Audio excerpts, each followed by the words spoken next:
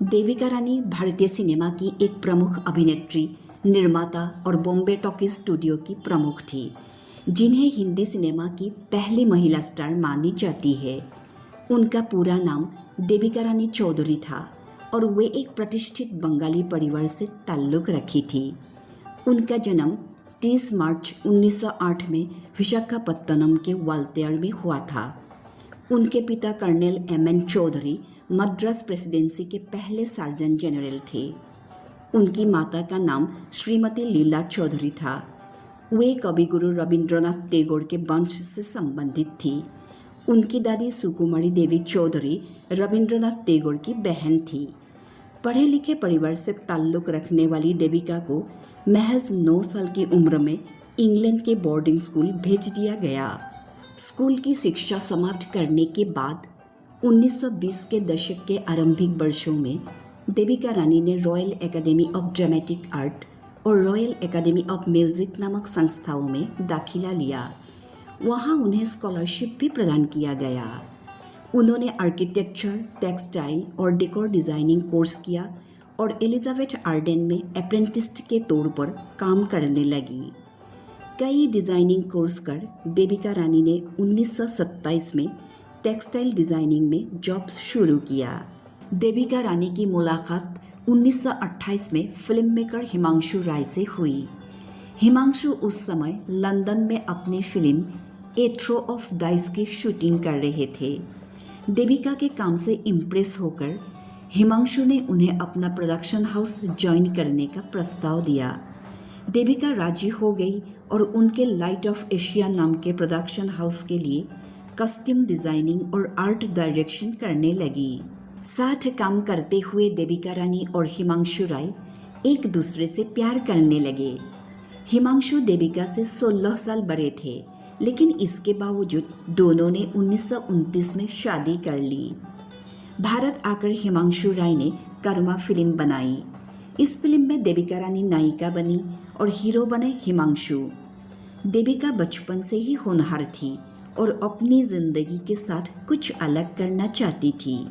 उन्होंने फिल्मों में काम करना उस ज़माने में शुरू किया था जब ज़्यादातर लड़कियों को घर से बाहर निकलने तक की इजाज़त नहीं होती थी। 1933 की फिल्म कर्मा रिलीज़ हुई और देविका रानी स्टार बन गई। जहां एक तरफ फिल्म को पसंद किया जा रहा था, वहीं दूसरी तरफ फिल्म में दिखाए गए 4 मिनट के किसिंग सीन से कई विवाद भी खड़े हुए। फिल्म में देविका रानी ने हिमांशु राय के साथ लगभग 4 मिनट तक लिप टू लिप दृश्य देकर उस समय के समाज को अचंभित कर दिया। इसके लिए देविका रानी की काफ़ी आलोचना भी हुई और फिल्म को प्रतिबंधित भी किया गया। विवादों के बावजूद देविका रानी के कदम नहीं डगमगाए और उन्होंने first lady of Indian cinema बनकर इतिहास रच दिया। साल 1934 में देविका रानी और हिमांशु राय ने बॉम्बे टॉकीज की स्थापना की। ये इंडस्ट्री का सबसे बड़ा फिल्म स्टूडियो था। देविका रानी ने बॉम्बे टॉकीज के बैनर तले बनी कई फिल्मों में अभिनय किया। इसमें से पहली फिल्म थी जवानी की हवा। साल 1935 में प्रदर्शित देविका रानी और नजमुल हसन अभिनीत यह फिल्म सफल रही। इसके बाद हिमांशु ने देविका रानी और अभिनेता नजमुल हसन को लेकर दूसरी फिल्म जीवन नैया शुरू की। जवानी की हवा फिल्म की शूटिंग के दौरान देविका रानी और नजमुल हसन के बीच नज़दीकियाँ बढ़ने लगी थी।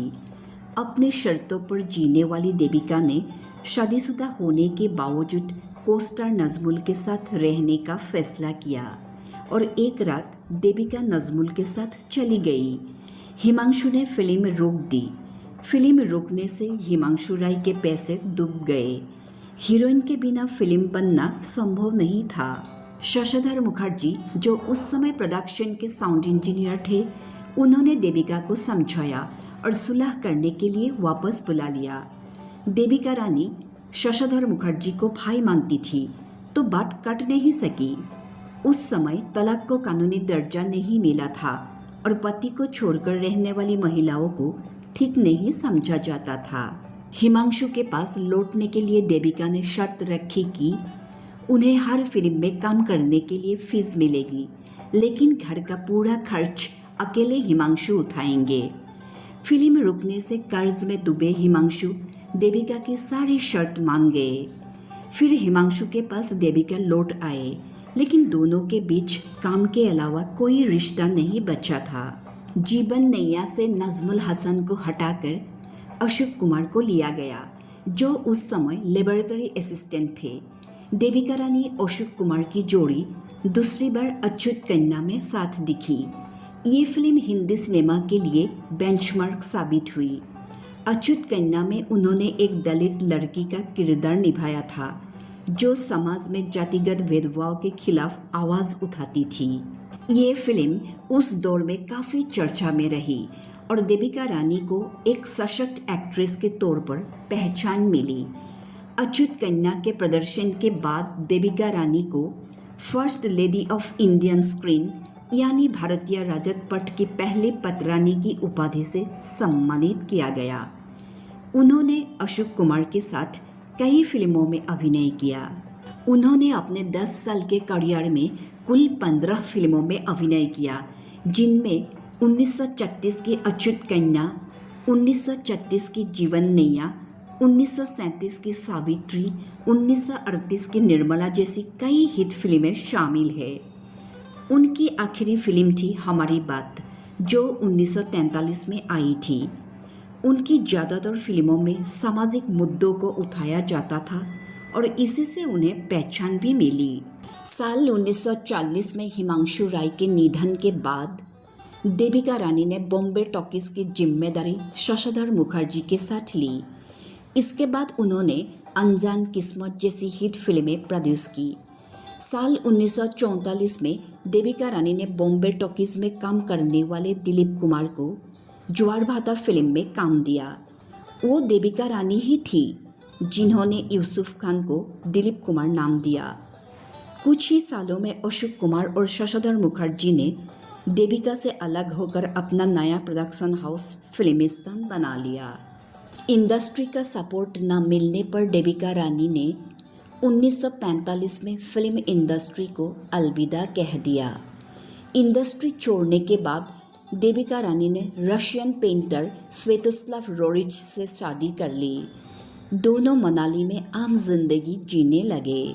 साल 1958 में देविका रानी को पद्मश्री अवार्ड से नवाजा गया। भारतीय सिनेमा में उनके योगदान के लिए देविका रानी को 1969 में दादा साहेब फाल्के पुरस्कार से सम्मानित किया गया था, जो वह पाने वाली पहली भारतीय महिला थी। हिंदी सिनेमा में अभूतपूर्व योगदान के लिए उन्हें ड्रैगन लेडी के नाम से भी पुकारा जाता था। अपने दिलकश अभिनय से दर्शकों के दिलों पर राज करने वाली देविका रानी 9 मार्च 1994 को 85 वर्ष की आयु में इस दुनिया को अलविदा कह गई।